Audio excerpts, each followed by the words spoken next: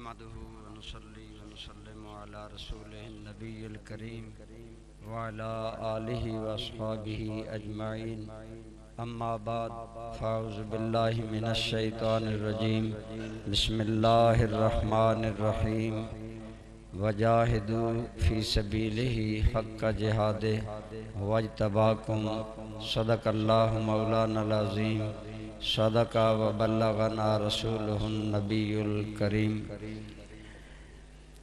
جہان تازہ کی افکار تازہ سے ہے نمود کہ سنگ و خشت سے ہوتے نہیں جہاں پیدا، وہی زمانے کی گردش پہ غالب آتا ہے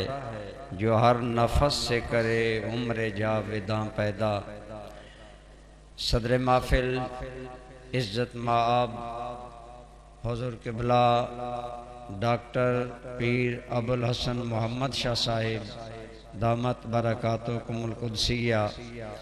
زینت محفل استاذنا الکریم حضور قبلہ پروفیسر حافظ احمد بخش صاحب، زید شرفکم، عزت مآب جناب قبلہ پیر ابرار حیات شاہ صاحب، زید مجدکم، قابل احترام حضرات اساتذہ کرام، علماء کرام، عزیزان گرامی قدر، عموماً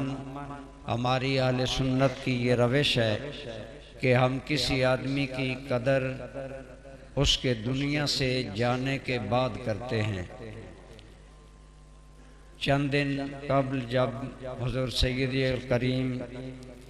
آپ مصر سے واپس تشریف لائے اور آپ کی طبیعت ناساز تھی تو میں اسلام پر کیفیت دیکھ کر عجیب مجھ پر ایک رقت طاری ہوئی، اور لیکن یقیناً میرے لیے عزت اور شرف ہے، اور میرے ذہنوں میں 1974 کا وہ ایک منظر گھومنے لگا۔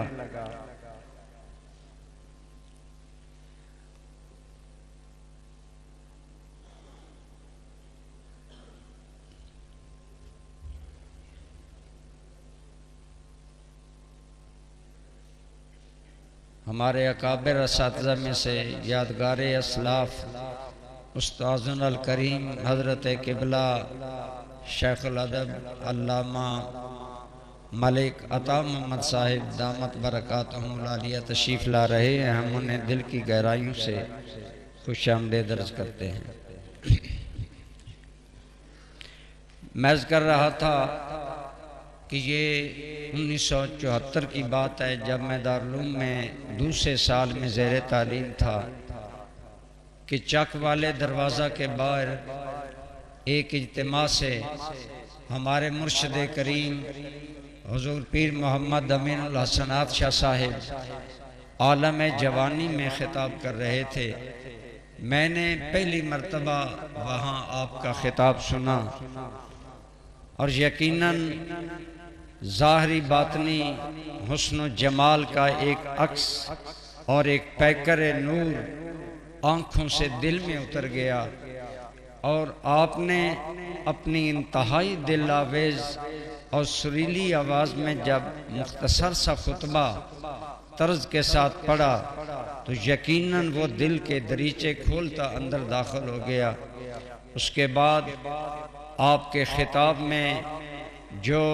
جذبات کی روانی اور اپنے عقیدہ ختم نبوت سے بے پناہ محبت کا جو ایک بحر بے کرام موجزن تھا، جب وہ آپ کے الفاظ اور ہونٹوں پر آتا تو یقیناً ایک سماں بند رہا تھا، اور اس وقت دل کہہ رہا تھا کہ الحمدللہ ہمارے سیدی الکریم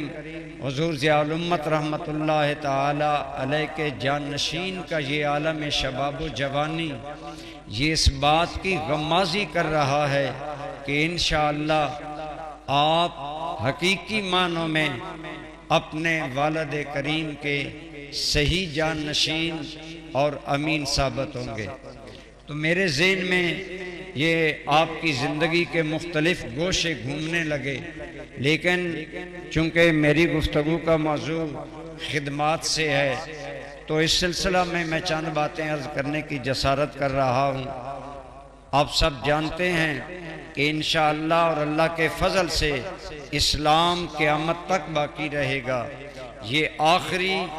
سچا دین ہے جو قیامت تک جاری رہے گا۔ علماء نے لکھا، ڈاکٹر ابوالحسن ندوی ایک مقام پر لکھتے ہیں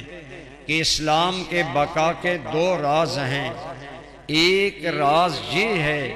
کہ اس کی تعلیمات میں ابدیت اور سرمدیت ہے، کہ اسلام کی تعلیمات آفاقی ہیں جنہیں گردش زمانہ بوسیدہ نہیں کر سکتی، بلکہ یہ ہمیشہ تازہ رہیں گے اور ہر دور کی انسانیت کی رہنمائی کرتے رہیں گے۔ ایک تو یہ وجہ ہے، اور دوسری وجہ یہ ہے کہ اللہ تعالیٰ اس دین کو ایسے رجال کار عطا کرتا رہے گا جو اسے ہر صدی میں ایک نئی تازگی، نئی جولانی اور نئی بہار عطا کرے گا، جسے کہ ہم کہتے ہیں کہ مجدد جب آتا ہے تو وہ دین کی تجدید کرتا ہے۔ تو برادران اسلام کی 1400 سالہ تاریخ گواہ ہے کہ اسلام کو ایسے رجال کار ملے اور ایسے لوگ ملے جنہوں نے دین اسلام کو آفاق عالم میں پہنچایا۔ ہمارے سیدنا الکریم حضور ضیاء الامت رحمت اللہ تعالی علیہ اسی کاروان علم و حکمت کے ایک رجل رشید تھے۔ حضور سیدی ضیاء الامت رحمت اللہ تعالی علیہ کی شخصیت ایک جامع شخصیت تھی، جنہوں نے دین اسلام کی خدمت ہمہ جہت پہلوؤں پر کی، علمی پہلو ہو، روحانی ہو، سیاسی ہو، اخلاقی ہو، معاشرتی ہو۔ آپ نے اپنی یادیں، اپنے نقش اس انداز میں چھوڑے کہ زمانہ یہ کہنے پر مجبور ہے کہ حضور ضیاء الامت رحمت اللہ تعالی علیہ ان لوگوں میں سے یقیناً ایک قد آور شخصیت ہیں جن کے بارے میں کسی نے کہا تھا کہ عمرہا در کعبہ و بتخانہ میں نالد حیات، تازب از میں عشق یکدا نائے راز آیت بروں۔ آپ نے اتنا کام کیا اپنی حیات طیبہ میں کہ جیسا امام اعظم رحمت اللہ تعالی علیہ کو قاضی القضات جب غسل دے رہا تھا تو رو بھی رہا تھا، اور امام اعظم کی شخصیت اور باڈی کو دیکھ کر کہہ رہا تھا، اتعبتا من بعدکا، اے ابو حنیفہ تو نے بعد میں آنے والوں کو تھکا دیا، کون مائی کا لال تیرے مقام پر پہنچے گا۔ یقیناً حضور سیدنا الکریم حضور ضیاء الامت رحمت اللہ تعالی علیہ کی ذات پاک بھی اسی منہج پر تھی کہ آپ کو دیکھ کر ہر زبان کہہ رہی تھی کہ حضور ضیاء الامت نے آنے والوں کو تھکا دیا، اب عمل کا یہ معیار کون قائم رکھے گا۔ لیکن حضور ضیاء الامت رحمت اللہ تعالی علیہ اس حقیقت سے بھی یقیناً نہ صرف باخبر تھے بلکہ باخبر کرنے والے تھے کہ اپنے بعد ہم نے کیسے لوگ چھوڑ کر جانے ہیں۔ بلکہ آپ نے کئی مرتبہ سنا ہوگا کہ ایک مرتبہ پروفیسر مرزا منور نے کہا تھا کہ عاشق جب دنیا سے جاتے ہیں تو پیچھے ان کی محفلوں میں ویرانی ہوتی ہے، ان کے بازار سونا ہو جاتے ہیں، لیکن حضور ضیاء الامت رحمت اللہ تعالی علیہ آپ نے فرمایا مرزا صاحب وہ حقیقی عاشق نہیں ہوتے جو اپنے بعد ویرانیاں چھوڑتے ہیں، حقیقی عاشق وہ ہوتے ہیں جو اپنے بعد آبادیاں چھوڑتے ہیں، اپنے بعد ایسا جمع غفیر چھوڑتے ہیں جو ان کے مشن اور کام کو آگے جاری رکھتا ہے۔ یقیناً حضور ضیاء الامت رحمت اللہ تعالی علیہ نے اپنے بعد ایک ایسا قافلہ علم و حکمت چھوڑا جس کے اندر ہمارے اکابر اساتذہ، جس کے اندر حضور ضیاء الامت کے خلفاء، اور سب سے بڑھ کر اس کی مستحق شخصیت ہمارے مرشد کریم حضور پیر محمد امین الحسنات شاہ صاحب کی ذات گرامی ہے۔ اگرچہ آپ کے سامنے ایک بہت بڑا چیلنج تھا کہ حضور ضیاء الامت نے اپنے اس کام کو آفاق در آفاق پھیلا دیا تھا، اندرون ملک اور بیرون ملک، بلکہ فضاؤں تک اس کا فیض عام ہو چکا تھا۔ اس سارے کام کو سنبھالنا اور سمیٹ کر آگے لے کر چلنا، یہ ایک کار دارت بہت مشکل کام تھا، جوئے شیر لانے کے مترادف تھا، لیکن حضور سیدی پیر محمد امین الحسنات شاہ صاحب نے اپنی متحرک فعال زندگی کے ساتھ یہ ثابت کر دیا، اپنی کاوش کے ساتھ ثابت کر دیا کہ الحمدللہ وہ حضور ضیاء الامت کے حقیقی جانشین ہیں، اور انہوں نے حضور ضیاء الامت کے تمام اداروں، تمام کام کو ایک نئی جہت اور ایک نئی جولانی بخشی، بلکہ اس کے اندر نئے افق اور نئی سمتیں تلاش کر کے انہیں اور آگے بڑھایا۔ آپ نے حضور سیدی ضیاء الامت رحمت اللہ تعالی علیہ نے حضرت غازی اسلام کے قائم کردہ دارالعلوم محمدیہ غوثیہ کی وہ ابتدائی کوٹھڑی جو ایک بہت بڑے علم و حکمت کے جہان کا پیش خیمہ تھی، اس سے اٹھا کر اسے دارالعلوم محمدیہ غوثیہ اور اس کی شاخوں تک حضور ضیاء الامت نے پہنچایا۔ لیکن آپ کی حیات ظاہرہ میں وہ شاخیں 40 کے قریب تھیں جو ملک اور بیرون ملک کام کر رہی تھیں، لیکن حضرت جانشین ضیاء الامت نے اس کام کو اور وسعت دی، اور آج تقریباً 250 کے قریب اس مرکز کی شاخیں اندرون ملک اور بیرون ملک کام کر رہی ہیں، جن کے اندر ہزاروں طلباء آج جبکہ تعلیم کمائی کا ذریعہ بنا لی گئی ہے اور علم بیچا جا رہا ہے، ان حالات میں ہزاروں غریب طلباء، ہزاروں امت کے افراد بہرور ہو رہے ہیں۔ یہ بظاہر ہمیں اتنا بڑا کام معلوم نہیں ہوتا، لیکن عام آدمی انالیسز کر سکتے ہیں کہ یہ کتنا بڑا کام ہے۔ پچھلے دنوں ہمارے دارالعلوم میں ڈنمارک سے ہمارے ایک معاون حاجی محمد ریاض صاحب آئے اور مجھ سے پوچھا یہاں تعداد کتنی ہے؟ تو میں نے کہا 600 کے قریب ہماری تعداد ہے تمام بچوں بچیوں کی۔ تو انہوں نے ایک بڑی پیاری بات کی، کہنے لگے اس افراتفری اور مہنگائی کے دور میں جبکہ پاکستان پر غربت چھائی ہوئی ہے اور ایک غریب گھرانے کو چلانا مشکل ہے، حاجی صاحب کہنے لگے آپ قوم کے 600 بچوں کی نہ صرف ظاہری کفالت کر رہے ہیں بلکہ ان کو علم اور تربیت سے آراستہ کر رہے ہیں، تو یہ کتنا بڑا کام ہے۔ تو میں نے انہیں عرض کیا حاجی صاحب یہ تو ایک اس بحر علم کی ایک آپ چھوٹی سی آبجو دیکھ رہے ہیں، مرکز دارالعلوم محمدیہ غوثیہ بیرا شیف کا ایک چھوٹا سا فیض آپ دیکھ رہے ہیں۔ آپ غور فرمائیں کہ ہمارے مرشد کریم کتنا بڑا نظام چلا کر اس امت کے لیے ایک بہت بڑا کام کر رہے ہیں۔ تو بہرحال میں عرض کر رہا تھا آپ نے اپنے اس علمی کام کو حضور ضیاء الامت کے، میں کہا کرتا ہوں زبانی لوگ کہا کرتے ہیں کہ خون دل دے کے نکھاریں گے رخ برگ گلاب، ہم نے گلشن کے تحفظ کی قسم کھائی ہے، لیکن ہمارے مرشد کریم حضور پیر محمد امین الحسنات شاہ صاحب نے صرف یہ قسم کھائی نہیں بلکہ اس قسم کو پورا کر دکھایا ہے، اور ہر جہت پر اپنے والد گرامی کے مشن، ان کی تعلیمات کو آفاق در آفاق عام کرنے میں جو کردار ادا کیا ہے۔ جب ادارے بڑھتے ہیں تو ان میں بے ضابطگی آتی ہے، لیکن آپ نے ان 250 کے قریب اداروں میں ایک نظم اور ایک یونیورسٹی اور بورڈ کا رنگ پیدا کرنے کے لیے اور اس کی مزید بہتر بنانے کے لیے اپنے برادر اصغر حضرت قبلہ پیر ڈاکٹر ابوالحسن محمد شاہ صاحب کی سپرد جب سے یہ کام کیا ہے، تو ہمارے اس ادارے میں ماشاءاللہ اب منظم طور پر یہ ایک بورڈ اور یونیورسٹی کا اور ہمارا یہی نظم اور الحمدللہ ہمارا یہی وہ کام ہے جسے دیکھ کر گورنمنٹ نے ہمیں الکرم یونیورسٹی کی منظوری دی۔ تو یہ اس بات کا منہ بولتا ثبوت ہے کہ آپ نے اپنا تعلیمی نظام اور نیٹ ورک ایک منظم انداز میں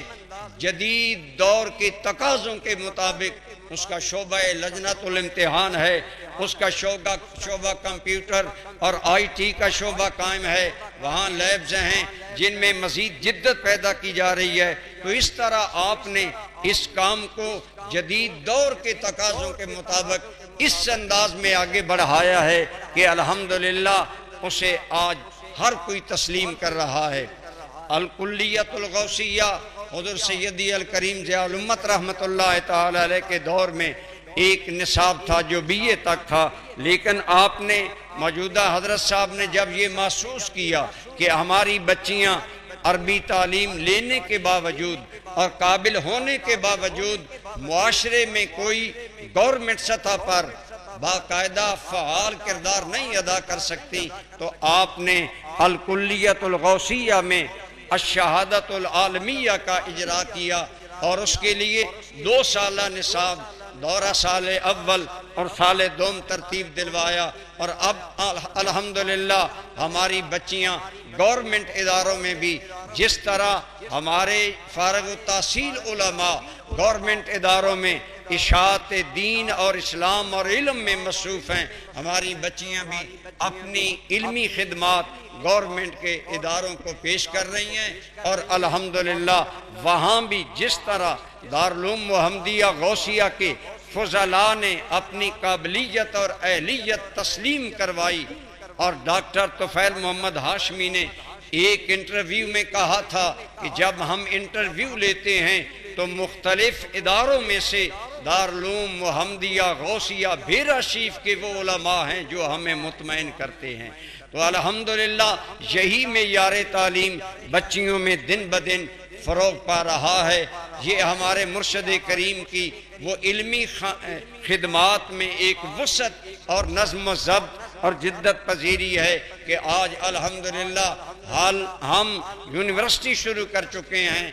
انشاءاللہ جس طرح ہم نے پہلے کامیابیاں حاصل کی، ہم امید کرتے ہیں کہ اللہ تعالی ہمیں آئندہ میدانوں میں بھی کامیابیاں عطا فرمائے گا۔ جیسا میں نے عرض کیا، حضور ضیاء الامت رحمۃ اللہ تعالی علیہ کا کام محض علم میں محدود نہیں تھا، بلکہ آپ نے اپنے مریدین اور متوسلین کی اخلاقی روحانی تربیت کے لیے جو سلسلہ بیعت شروع کر رکھا تھا،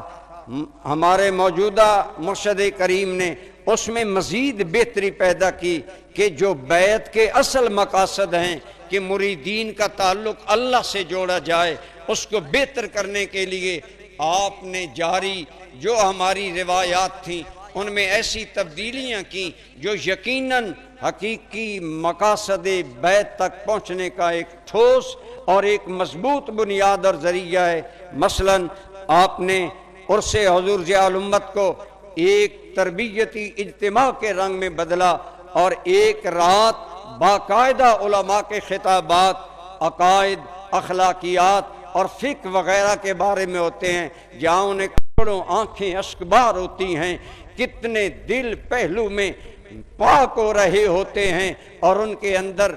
انتہائی روحانی کیفیات ہوتی ہیں۔ کتنے لوگ ہیں، سینکڑوں لوگ ہیں جو اس محفل ذکر کا سال بھر انتظار کرتے ہیں کہ وہاں ہم جائیں گے اور ہمارا وہاں تزکیہ قلب ہوگا، ہماری تطہیر قلب اور تزکیہ نفس کا بہترین موقع ہے۔ تو اس طرح موجودہ حضرت صاحب نے، جانشین ضیاء الامت نے ان روایات تصوف میں وہ بہتری پیدا کی جو اصل حضور ضیاء الامت کا مقصد اور مطلوب تھا۔ اسی طرح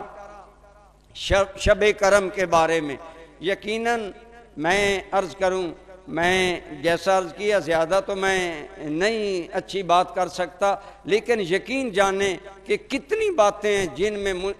مجھے خود موجودہ حضرت صاحب میں حضور ضیاء الامت کا پرتو اور عکس نظر آتا ہے۔ حضور ضیاء الامت رحمۃ اللہ تعالی علیہ پنڈ دادن خان ہمارے سالانہ جلسہ دستار فضیلت پر تشریف لے گئے۔ جب ہم آپ کو الوداع کرنے لگے تو آپ نے فرمایا آپ ہمارے ساتھ نہیں چلیں گے، اور ساتھ فرمایا میرے ساتھ گاڑی میں بیٹھو۔ اس وقت موٹر وے نہیں تھی، ہم وایا منڈی بہاؤالدین بیرشیف حاضر ہوئے، اور میں سوچ رہا تھا جو ہی میں بیٹھتا گیا، اس وقت ابھی الکلیۃ الغوثیہ شروع نہیں ہوا تھا، آپ نے پھر سارا روداد مجھے سنائی۔ فرمایا میں کرم شاہ سوچتا تھا کہ میں نے حضور صلی اللہ علیہ وآلہ وسلم کی امت کے مردوں کے لیے تو تعلیمی کام کیا، لیکن ایسا نہ ہو کہ کل امت کی بیٹیاں حضور کی بارگاہ میں شکایت پیش کریں کہ یا رسول اللہ کرم شاہ صاحب نے ہمارے لیے کوئی کام نہیں کیا تھا۔ فرمایا یہ احساس مجھے تڑپاتا ہے، اب میں نے الکلیۃ الغوثیہ جاری کرنے کا ارادہ کر لیا ہے۔ پھر انداز کرم یہ تھا کہ فرمانے لگے تمہیں بٹھایا ہے مشورہ کرنے کے لیے، اور پھر ساری باتیں الحمدللہ میں سمجھ رہا تھا کہ یہ سب میری تربیت اور میری رہنمائی کے لیے ہے کہ کام کرنا ہو تو یوں کرنا چاہیے۔ بالکل اسی طرح اسی انداز میں چکوال میں بلکسر کے نزدیک ایک گاؤں میں آستانہ عالیہ کے معتقدین نے ایک مسجد کا افتتاح کرنا تھا، تو موجودہ قبلہ حضرت صاحب نے مجھے فرمایا کہ آپ بھی وہاں چکوال پہنچ جائیں، فلاں تاریخ کو افتتاح ہوگا۔ جب افتتاح ہو چکا تو آپ فرمانے لگے آپ میرے ساتھ اسلام آباد چلیں، اور بالکل اسی انداز میں جیسے حضور ضیاء الامت نے مشورے کے نام پر تربیت اور رہنمائی کی، آپ فرمانے لگے قریشی صاحب تم تبلیغی کام میں ہو، اور میں نے سنا ہے کہ تم اپنے ساتھیوں کی تربیت کے لیے کچھ پروگرام کرتے ہو، تو میں اس سلسلہ میں آپ سے مشورہ کرنا چاہتا ہوں۔ پھر شب کرم کے اجراء کی ساری جو آپ کے ذہن میں ترتیب تھی وہ مجھے ارشاد فرمائی، ساتھ ساتھ مجھ سے مشورہ بھی فرماتے، گویا میری رہنمائی بھی فرماتے۔ ایک دو باتوں میں نے محسوس کیا کہ ہمارے اپنے جو ماہانہ تربیتی پروگرام ہوتے ہیں ان کے اندر یہ کمی ہے، تو آپ نے شب کرم کا اجراء فرما کر اپنے مشائخ اعظام کی روایات کو سنبھالنے کے لیے اپنے مریدین، متوسلین اور محبین کے لیے ایک بہترین تزکیہ نفس، ذکر الہی اور قرب الہی کا ایک ذریعہ پیدا کر دیا۔ کون نہیں جانتے کہ شب کرم میں ایک ایک خطاب اور ایک ایک گفتگو کتنے دلوں کی دنیا بدلنے کے لیے کافی ہوتی ہے۔ ملک بھر سے عظیم علماء، مشائخ اور روحانی لوگ تشریف لاتے ہیں، اور الحمدللہ کتنے لوگ اس حاضری سے متاثر ہوئے۔ تو اس طرح آپ نے اپنے والد گرامی کے اس روحانی سلسلہ کو ایک نئی جولانی اور ایک نئی جوانی بخشی ہے۔ اللہ کریم آپ کو صحت والی عمر دراز عطا فرمائے۔ اسی طرح آپ کی خدمات ہمہ جہت ہیں۔ پاکستان کی سیاست ایک خارزار وادی ہے جس میں اترنا یقیناً اپنے دامن کو تار تار کرنا ہے، لیکن آپ کے دل میں ایک ہمیشہ احساس رہتا تھا کہ یہ روایتی سیاست، تھانہ تحصیل کی سیاست، ان بعض لوگوں نے لوگوں کو یرغمال بنا رکھا ہے، عزت نفس تک لوگوں کی مجروح ہوتی ہے۔ تو آپ سیاست میں اترے تو وہاں بھی الحمدللہ جو طہارت فکر اور پاکیزگی خیالات آستانہ عالیہ کا ایک ماٹو ہے وہ ہر جگہ قائم رہا۔ ہمارے سیاستدان جب تقریریں کرتے ہیں ووٹ لینے کے لیے زمین و آسمان کے کلابے میں لاتے ہیں، لیکن ایک آپ کی الیکشن کمپین کے ایک جلسے کی میں رودات آپ کو عرض کرتا ہوں، میں بھی حاضر تھا، تو آپ نے ہمارے علاقے میں تقریر کرتے ہوئے بڑی مختصر تقریر فرمائی۔ آپ نے فرمایا میں الیکشن میں کھڑا ہوں، آپ لوگ جانتے ہیں، میں آپ سے کوئی وعدہ نہیں کرتا کہ میں یہ کروں گا، میں یہ کروں گا، میں یہ کروں گا، میں سچی اور کھری بات آپ سے کرنا چاہتا ہوں، اس کے بعد آپ کی مرضی ہے آپ مجھے ووٹ دیں یا نہ دیں۔ اور وہ یہ ہے کہ آپ نے فرمایا اگر تم مجھے ایوان میں بھیجو گے تو میں تم سے وعدہ کرتا ہوں کہ میں تمہاری امانتوں میں خیانت نہیں کروں گا۔ اور تمہاری بھلائی کے لیے جو فنڈز مجھے دیے جائیں گے میں ان میں سے ایک پیسہ بھی اپنی ذات کے لیے حرام سمجھوں گا۔ یعنی سیاست کی اس خارزاری میں بھی ایسی کھری سچی بات کر کے آپ نے گویا سیاستدانوں کے ایک راہ عمل دی کہ یوں بھی لوگوں کے دل جیتے جا سکتے ہیں۔ اور 2014 کے الیکشن میں جو آپ نے بھاری مینڈیٹ لیا وہ پاکستانی تاریخ کا ایک ریکارڈ ہے۔ اور پھر آپ نے اپنے 5 سالہ دور وزارت میں جو عام سیاستدانوں سے ہٹ کر گویا اس ماحول میں جہاں اندھیرا ہی اندھیرا ہے وہاں آپ نے سیاستدانوں کے لیے بھی کچھ روشنی کے راستے متعین کیے۔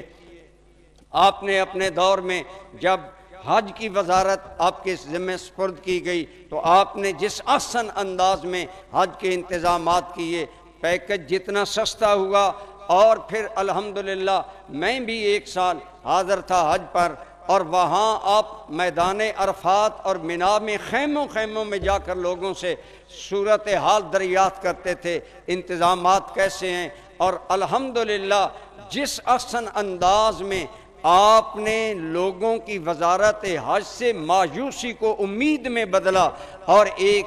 اچھا آپ نے ایک نمونہ قائم کیا، وہ بھی ہماری ملک کی تاریخ کا انشاءاللہ ایک ریکارڈ رہے گا۔ اسی طرح آپ نے قومی اسمبلی میں تلاوت اور نعت خوانی کا اجرا کروایا، اور کیپٹن صفدر کے ساتھ مل کر ایک آپ نے گویا ایوانوں میں بھی اپنے آقا و مولا کا نام بلند کرنے کا ایک آپ نے کام کیا۔ اسی طرح آپ جن دنوں وزیر تھے تو وزیر آپ فرماتے ہیں میں بھی ایک مرتبہ رمضان مبارک میں زیارت کے لیے وہاں حاضر ہوا تو وہاں نماز تراویح کا انتظام، تو آپ فرمانے لگے میں نے سوچا کہ یہاں وزراء کی کالونی ہے، رمضان کا مہینہ ہے، لیکن کہیں سے بھی کوئی آواز اللہ کے قرآن کی نہیں آتی۔ تو الحمدللہ یہ سیاست کے میدانوں میں وہ مثبت رہنمائی اور تبدیلی تھی جس سے اگر سیاستدان کوئی اچھی رہنمائی لیتے تو ایک یہ پیغام تھا کہ الحمدللہ ان ایوانوں میں اور ان اعلیٰ اقتدار کے ایوانوں میں بھی اس طرح قرآن کریم کی وہ قرآن کریم سے محبت جو آستانہ عالیہ بھیرا شیب میں ہے کہ یہاں اوابین میں ختم ہوتا ہے، نماز تراویح میں ختم ہوتا ہے، صلاۃ تہجد میں ہوتا ہے، اسی کا ایک فیض اور نور آپ نے وزراء کی اس کالونی میں پہنچایا، اور الحمدللہ آپ کے دور وزارت میں رمضان کی پرنور ساعتوں میں وہ ماحول بھی قرآن کے نور سے منور رہا۔ تو اس طرح آپ نے سیاست کے میدان میں بھی ایسا کردار ادا کیا جو قوم کے لیے ایک رہنما تھا۔ اس سلسلہ میں سمجھتا ہوں کہ چونکہ ہم خدام ہیں، قریب سے ہمیں دیکھنے کا موقع ملتا ہے، ہمارے بعض علماء یا مذہبی طبقات ہم کیوں نہیں بعض اوقات کامیاب ہوتے، اپنی تنگ ذہنی کی وجہ سے اور تنگ نظری کی وجہ سے۔ ایک مرتبہ یاد ہوگا ہمارے اکثر احباب کو، تقریباً 2-3 سال قبل پنڈ دادن خان دارالعلوم میں ہم نے دستار فضیلت کا جلسہ کروایا، آپ کی مصروفیات کی وجہ سے سال ہمیں ٹائم نہ ملا، تو میں نے عرض کیا تو میں ٹھیک ہے، تو ہمارے 300 کے قریب حفاظ قراء اور علماء کی دستار بندی تھی، تو ہم نے عام دعوت دی، بھرپور دی کہ قبلہ صاحب تشریف لائیں گے اور سال کے بعد پروگرام ہوگا۔ ہم نے ایک میرج ہال میں پروگرام کیا، تو ہمارے دوستوں میں بعض جدید فکر کے بھی زیادہ لوگ ہیں، ان میں سے بعض کہنے لگے جی سیاستدانوں کو بھی دعوت دیں، مثلا کونسلر، چیئرمین، ناظم وغیرہ۔ تو بات چلتی چلتی ہمارے ایک دوست کہنے لگے کہ ہمیں اپنے قومی اسمبلی کے ممبر چودھری فواد کو بھی دعوت دینی چاہیے، تو پاس ہو گیا، ٹھیک ہے جی دعوت نامہ دینے میں کیا حرج ہے۔ وہاں کے کچھ حالات کے پیش نظر چودھری صاحب آلریڈی مجھ سے ملنا چاہتے تھے، لیکن وہ موقع بھی نہیں بن رہا تھا، بہرحال جو بھی حالات تھے وہ موقع نہ بن سکا۔ تو چودھری صاحب تو پہلے ہی ادھار کھائے بیٹھے تھے، جو کسی دوست نے انہیں بتایا تو انہوں نے کہا میں تے گھوڑیاں تے چڑھ کے اوساں اور اپنے ساتھ وفاقی مذہبی امور کو بھی لاؤں گا۔ تو اب جب انہوں نے مجھے یہ بتایا کہ چودھری صاحب آ رہے ہیں تو میں تھوڑا سا پریشان ہوا، کیونکہ بعض مذہبی طبقات کو ان سے کچھ تحفظات تھے، ان کے بعض بیانات کی وجہ سے، اور یقیناً ایسی باتیں تھیں تو میں پریشان ہوا کہ قبلہ حضرت صاحب کو بھی دعوت دی ہے، تو میں فوراً بھیرا شریف حاضر ہوا اور میں نے عرض کی اور ڈرتے ہوئے عرض کی کہ حضور بعض دوستوں نے چودھری صاحب کو دعوت دے دی ہے، تو آپ دیکھیں آپ کا انداز نظر اور وسعت نظری اور وسعت فکری، تو آپ نے میرے اس سارے ڈر کو ایک جملے سے دور کر دیا۔ آپ نے فرمایا قریشی صاحب تو اچھا ہے نا، وہ آئے آ کر دیکھے کہ دین والے لوگ کیسے کام کر رہے ہیں، وہ ہمارا کام آ کر دیکھے۔ تو ایک تو میری ڈھارس بند گئی، اور دوسرا یقیناً دل سے ایک آواز نکلی کہ جو حضور ضیاء الامت دین کا پیغام تمام طبقات حیات کے لوگوں تک پہنچانا چاہتے تھے، وہی آپ کی فکر ہے کہ آپ نے وسعت نظری سے فرمایا وہ آئیں آ کر دیکھیں ہمارا کام، انہیں پتہ چلے کہ الحمدللہ ہم فیر لوگ ہیں اور دین کا کام اخلاص سے کر رہے ہیں۔ اور الحمدللہ ہوا بھی ایسا کہ جب وہ تشریف لائے تو وہ دارالعلوم کی اتنی بڑی خدمت اور آستانہ عالیہ بھیرا شریف کا فیضان دیکھ کر حیران رہ گیا۔ وہاں کئی دوستوں نے کہا کہ اس نے ساتھیوں کے سامنے کہا پہلے میرے خیالات مولویوں کے بارے میں اور تھے، لیکن اس پروگرام کے بعد یقیناً میں یہ سمجھا ہوں کہ کچھ لوگ وہ ہیں جو اس دور میں بھی اللہ کے دین کا کام اخلاص سے کر رہے ہیں۔ تو اس طرح قبلہ حضرت صاحب کی وسعت نظری نے فیضان ضیاء الامت کو معاشرہ کے تمام طبقات تک پہنچانے میں ایک قابل تعریف کردار ادا کیا ہے۔ میری بات شاید لمبی ہوتی جا رہی ہے، میں اپنی گفتگو کو سمیٹتا ہوں۔ یہ ہمارے اکابر کی فکر ہے کہ وہ سوچتے ہیں آخری عمر میں کہ میرے بعد کیا ہوگا۔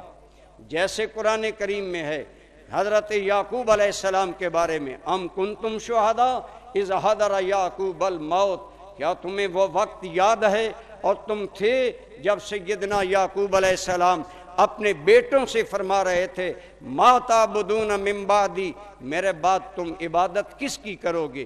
گویا انبیاء سے لے کر اولیاء تک ہمارے اکابر میں یہ فکر ہمیشہ رہی ہے کہ ہمارے بعد کیا ہوگا۔ تو جس طرح حضور ضیاء الامت نے جانشین ضیاء الامت کو بچپن سے ہی انہی خیالات کے ساتھ پالا پوسا کہ امین الحسنات